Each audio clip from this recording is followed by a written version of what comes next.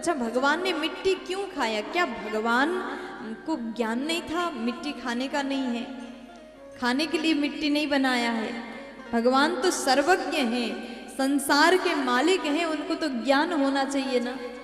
लेकिन बच्चों की जैसे हरकत भगवान क्यों कर रहे हैं? देखो, भगवान अपने बाल लीला को जी रहे हैं। भगवान बालक बने तो पूर्णतः स्वभाव से भी बालक बन के क्रीड़ा किया, लीला किया। और दूसरा भाव ये है, भगवान पहली बार अपने चरणों से चल करके बाहर निकले तो पृथ्वी मैया ने भगवान से कहा कि प्रभु, आप पहली बार अपने कोमल चरण मेरे ऊपर रख रहे हैं और मेरे पास में देने के लिए तो सोना चांदी कुछ भी नहीं है, तो मैं उपहार कुछ नहीं दे सकती, मेरे पास तो सिर्फ ये मिट्टी है। भगवान बोले, मैया आपका जो मिट्टी है ना, इसे भी मैं स्वीकार करूंगा। ये जो मिट्टी है, इस धरती की जो मिट्टी है, सोना चांदी से बढ़कर मेरे लिए है, इसलिए भगवान ने उसी मिट्टी को ग्रहण किया। ये भी भाव है। या फिर ये भाव हो सकता है कि भगवान ने ब्रज धाम की मिट्टी को खाया, वृंदावन की मिट्टी को खाया। यानी भगवान बचपन में माखन खाया करते थे। भगवान ने सोचा मेरे भक्तों के लिए, कलियुगी भक्तों के लिए, जो भी वृंदावन आएगा मेरा प्रसाद पाना चाहेगा,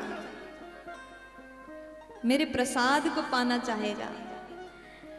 माखन तो तब से बचा करके नहीं रखा जा सकता था, इसलिए भगवान ने सोचा इस मिट्टी को मैं प्रसाद बना दूंगा, ग्रहण करूंगा, तो जितने भी भक्त वृंदावन आएंगे इस मिट्टी को प्रणाम करके मेरा प्रसाद प्राप्त कर लेंगे। इसलिए भी भगवान ने मिट्टी को खाया।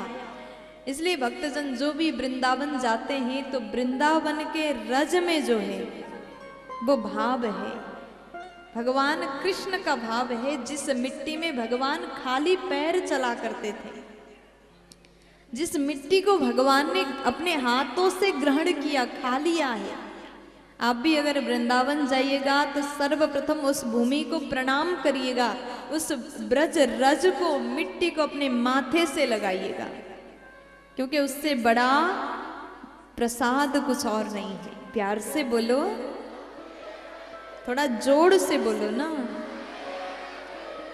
तो जैसे भगवान सखाओं के साथ में घर आए, सखा आते ही माँ से कहते, मैया आज आपके लाला ने मिट्टी खाया है, शिकायत किया। भगवान को लगा अब क्या किया जाए, मैया को तो पता चल गया। मैया बोली, लाला तूने मिट्टी खाया? भगवान बोले, बिल्कुल नहीं खाया। तो ये सब क्या बोल रहे हैं? भगवान बोले, माँ सब झूठ बोल रहे हैं। मैया बोली, अच्छा, तो इतने सारे लोगों में बस तू ही एक सत्यवादी है? भगवान बोले, मैं कभी झूठ नहीं बोलता माँ, मैं सच बोल रहा हूँ, मैंने मिट्टी नहीं खाया। अगर आपको भरोसा नहीं हो रहा हो देख लो। माँ, नाहं भक्षितवानम्ब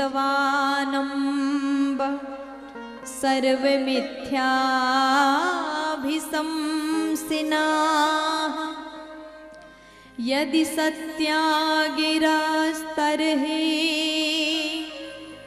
समाक्ष्यं पश्य मे मुखम्। कन्हैया बोले, भो अम्ब नाहम भक्षितवान, मैंने मिट्टी नहीं खाया। माँ, अगर आपको भरोसा नहीं है ना मेरी बातों पर, तो एक काम करो, मेरे मुख में देख लीजिए, आपको विश्वास हो जाएगा। तो मैया बोली, तो लाला एक काम करो, अपने मुख खोलो, मुझे दिखाओ। भगवान ने जैसे मुख को खोला, मैया यशोदा देखने लगी। जैसे ही भगवान के मुख को देखा, भगवान के भीतर मिट्टी तो नहीं दिखा, लेकिन विशाल ब्रह्मांड का दर्शन हो गया। विशाल ब्रह्मांड भगवान के भीतर है। उस ब्रह्मांड में बड़े बड़े पहाड़, हिमाल पर्वत है, विशाल विशाल वृक्ष है, नदियां हैं, संसार है। और वही ब्रह्मांड में नंद भवन, गोकुल नंद भवन भी दिख गया।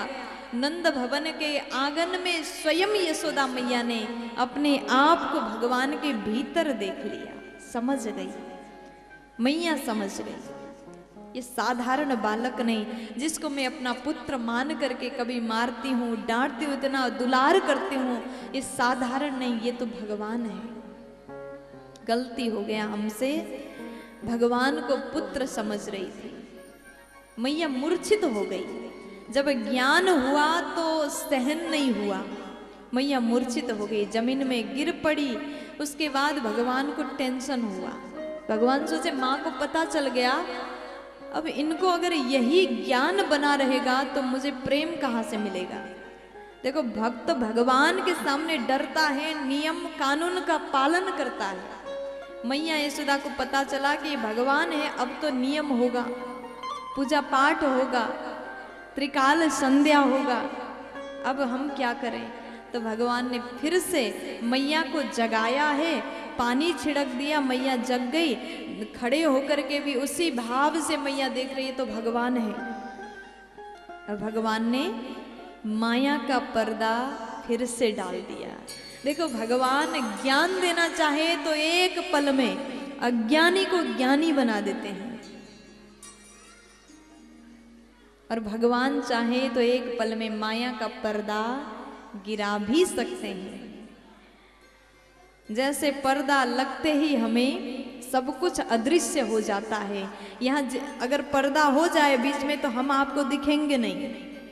जैसे पर्दा खुलता है तो ये सब दिख जाता है, हम दिखेंगे, आप लोग हमें देखोगे। केवल एक पर्दा का अंतर है। जीव और परमात्मा के बीच में दूरियां बहुत नहीं है। जिस भगवान को हम बहुत दूर समझते हैं, जिसे हम कभी पा ही नहीं सकते, ये हमारा सोच है, लेकिन भगवान तो दूर नहीं है, हमारे पास में खड़े हैं, हर समय आपके साथ चलते हैं, लेकिन बस एक पर्दा लगा हुआ है। उसी पर्दे के कारण हम भगवान को देख नहीं पा रहे हैं। जिस दिन माया का पर्दा हट जाएगा, उतर जाएगा, उसी दिन भगवान आपको दिख जाएंगे। प्यार से बोलना पड़ेगा।